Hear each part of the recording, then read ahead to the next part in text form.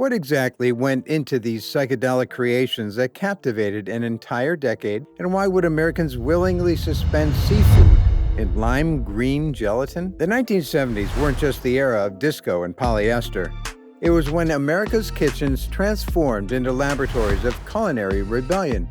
Desserts weren't just served, they performed. Some of these creations became so iconic that they were named after political scandals. Others required special equipment just to achieve their gravity-defying shapes. Today, we're grooving back into an era when culinary rules begged to be broken. What better place to start than with the undisputed star of 70s entertaining the dessert that turned ordinary gatherings into groovy celebrations. Dessert 9. Jello molds. Do you know what makes a dinner party truly far out? A quivering tower of Technicolor Jello, suspended with fruits, vegetables, and sometimes even savory surprises. Jello molds weren't just desserts in the 1970s, they were edible art, conversation starters, and the ultimate test of a hostess's creativity. These wobbly wonders gained massive popularity when Jello released its famous ring mold pans, turning ordinary gelatin into architectural masterpieces. The Jello company capitalized on this trend with their iconic TV commercials featuring smiling families gathering around layered rainbow creations, while their tagline, "There's always room for Jello," became part of the national vocabulary. What made Jello molds truly remarkable was their versatility. Sweet versions featured suspended fruit cocktail, mandarin oranges, or miniature marshmallows, while adventurous cooks created salads with vegetables, nuts, or even seafood. The crown jewel was the crown jewel desserts, cubes of different colored Jello set on a creamy white background, creating a stained glass effect when sliced.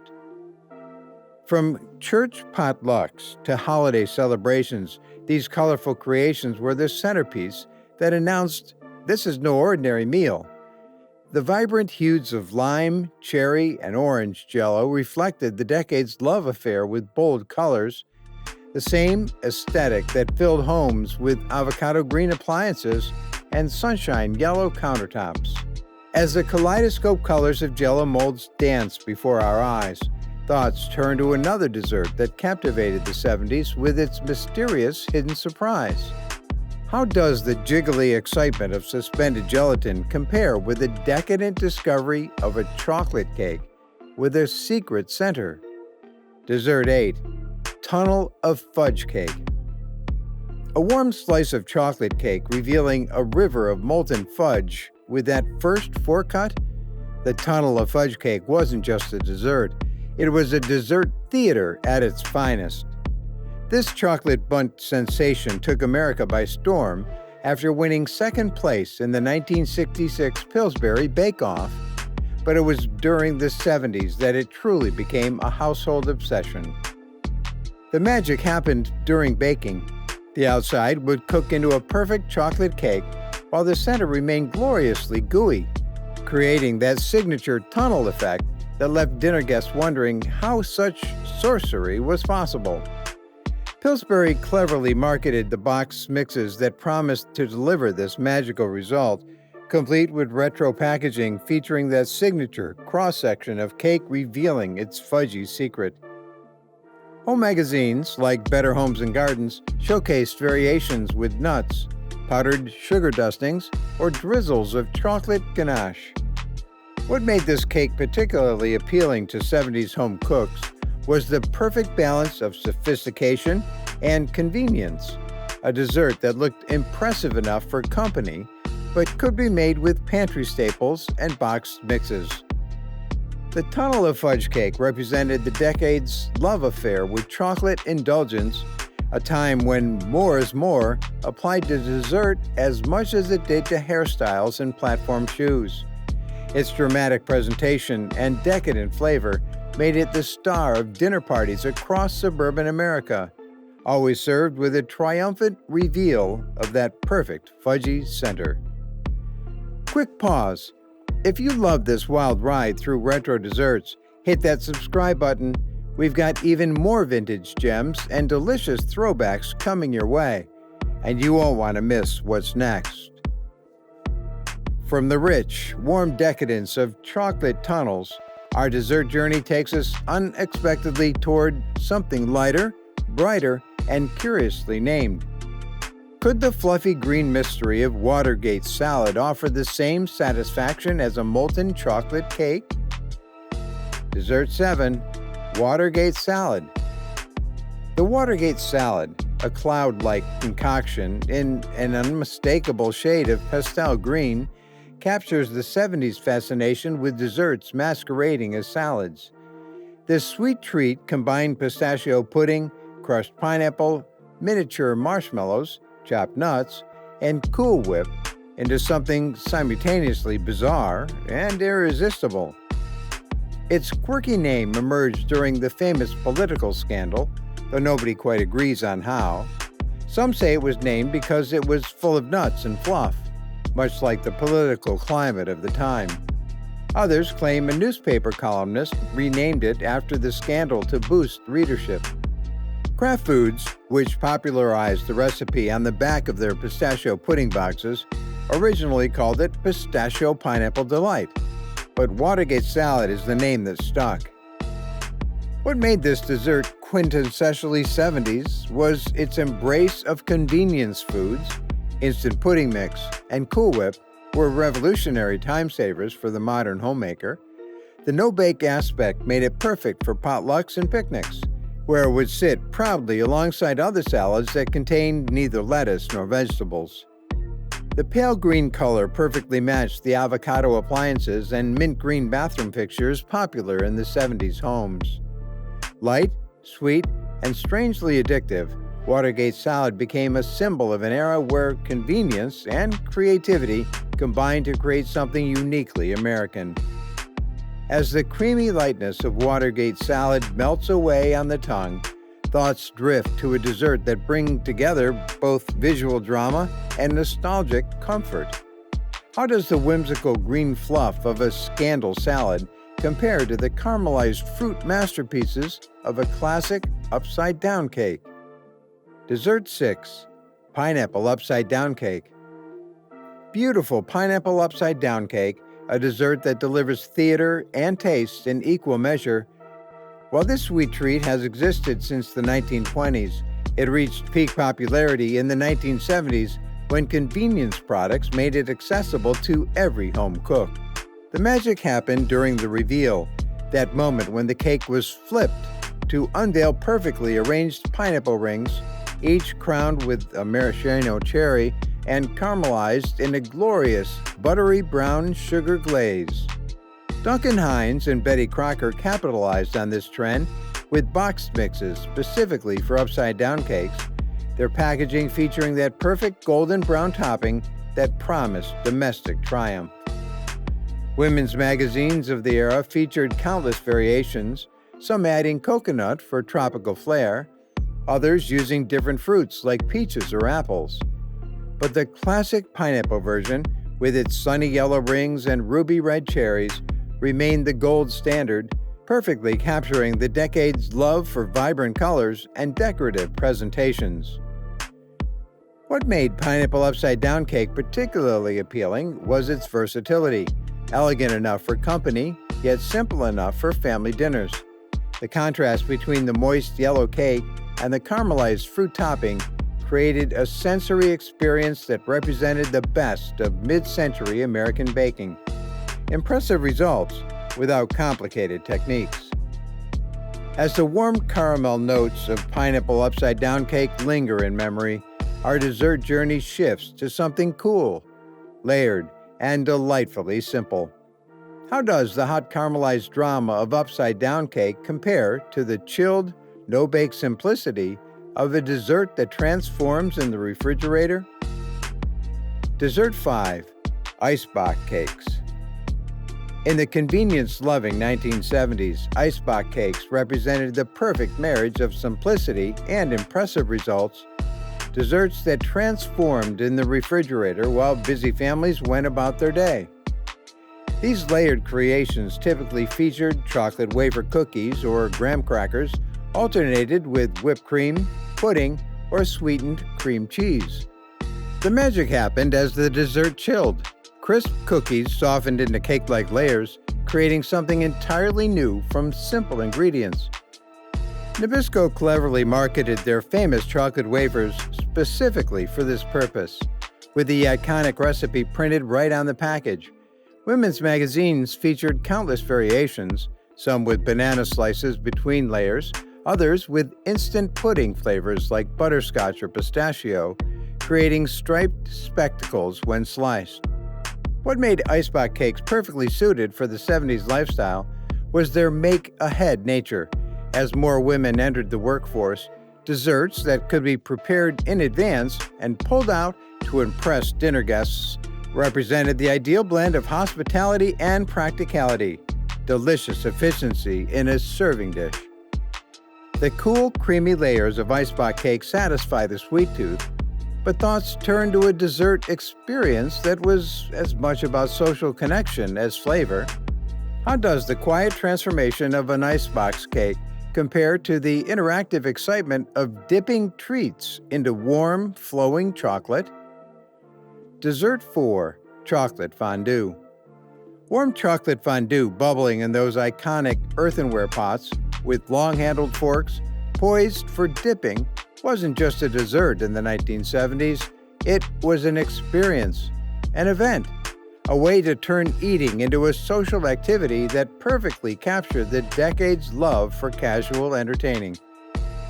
When fondue originated in Switzerland, Americans enthusiastically adopted it during the 70s as part of a broader-based trend toward European-inspired entertaining. Companies like Rival and Sunbeam marketed electric fondue pots in Harvest Gold and Burnt Orange, while cookbooks dedicated entire chapters to fondue variations for the sophisticated hostess. The chocolate version quickly became the star, silky melted chocolate, often enhanced with a splash of liqueur, served with platters of dippable treats, fresh strawberries, banana chunks, marshmallows, and cubes of pound cake. The communal nature of the dessert perfectly suited the era's cocktail parties and casual gatherings, where guests mingled and conversed while sharing in this sweet ritual. The popularity of chocolate fondue reflected the decade's fascination with interactive food experiences and continental sophistication. It wasn't just about the rich chocolate flavor, it was about creating memorable moments around the table, transforming dessert from a course into a happening. From the warm, flowing richness of chocolate fudge, our journey through 70s desserts take us to something cool, minty, and undeniably adult. How does the social experience of shared dipping compare to the sophisticated chill of a cocktail-inspired pie? Dessert 3, Grasshopper Pie. This sophisticated, no-bake pie captured the essence of adult desserts in the 1970s, treats inspired by popular cocktails and after-dinner drinks. Named after the grasshopper cocktail, this pie blended creme de menthe and creme de cacao with whipped cream and marshmallow cream, creating a light, airy filling in that distinctive pale green hue that was so popular during the decade. All nestled in a chocolate cookie crust, it offered the perfect balance of mint and chocolate flavors. Women's magazines like McCall's and Ladies' Home Journal popularized grasshopper pie as an elegant finale to dinner parties. The pie represented sophisticated indulgence, a dessert that hinted at cocktail culture while still being appropriate for the family dinner table. Its eye-catching color and cool, refreshing flavor made it particularly popular for summer entertaining. What made grasshopper pie quintessentially 70s was its embrace of contrasts. The dark chocolate crust against the pastel filling, the cool mint flavor with rich chocolate undertones, and the grown-up liqueur flavors in a whimsical presentation. It was fancy yet accessible, indulgent yet light, the perfect dessert for an era that prized both sophistication and fun. As the cool mint sensation of grasshopper pie refreshes the palate, our dessert journey continues to a creation that boldly combines sweet and salty in vibrant layers. How does the sophisticated mintiness of a cocktail-inspired pie compare to the playful contrast of a pretzel-crusted sensation? Dessert 2. Strawberry Pretzel Salad. Despite its name, this was no salad, but rather an ingenious dessert that combines sweet, salty, creamy, and fruity elements into something uniquely delicious. The genius of this creation began with its foundation, a crushed pretzel crust mixed with peanut butter and sugar, then baked until crisp. The middle layer featured sweetened cream cheese and whipped topping, creating a protective barrier between the crust and the crowning glory, a top layer of strawberry Jello studded with fresh strawberry slices. Community cookbooks and church potlucks helped spread this recipe across America, with regional variations featuring different fruit and gelatin flavors. Jello's marketing embraced these creative applications, featuring similar salads in their recipe booklets with colorful photographs showing perfect slices revealing all three distinct layers. What made strawberry pretzel salad particularly appealing was its visual impact. The ruby red top layer, creamy white middle, and amber-colored crust created a dessert that was as beautiful as it was delicious. The sweet-salty combination and varied textures represented the decade's adventurous approach to flavor pairings, long before sweet and salty became a recognized culinary trend. From the layered complexity of strawberry pretzel salad, our journey through 70s desserts concludes with something brilliantly simple yet satisfying. How do the elaborate layers and contrasting textures compare to the homey comfort of stovetop cookies that required no baking at all? Dessert 1. No-bake cookies. These humble chocolate discs, made entirely on the stovetop, might seem simple compared to elaborate Jello creations or layered pies, but they represent the practical side of 70s dessert culture, where delicious results often came from the simplest techniques. The basic recipe combined cocoa powder, sugar, butter, and milk boiled together before adding peanut butter, vanilla, and quick-cooking oats. Dropped by spoonfuls onto wax paper, they hardened into chewy, fudgy treats that satisfied chocolate cravings with minimal effort and no need to heat the oven. These cookies gained popularity during the energy crisis of the 1970s, when conservation-minded homemakers sought ways to minimize electricity usage. Recipe cards were passed between neighbors with countless variations, some adding coconut, others using butterscotch chips instead of cocoa, each family claiming their version was the best. What made no-bake cookies particularly suited to the 70s lifestyle was their accessibility. Children could help make them. Ingredients were pantry staples, and the results were nearly foolproof. They embodied the decade's practical approach to home cooking, delicious results without unnecessary complications. From shimmering Jello towers to stovetop chocolate drops, the desserts of the 1970s weren't just sweet. They were stalemates. They reflected a decade of creativity, convenience, and fearless flavor. More than recipes, they were rituals, connecting friends, families, and generations. And today, whether you're receiving a beloved classic or discovering these treats for the first time, you're not just baking dessert. You're bringing back a delicious slice of history. And if this trip through the desserts line made you hungry for more food memories, wait until you see how Sunday's dinner brought families together. The next video dives into that timeless tradition.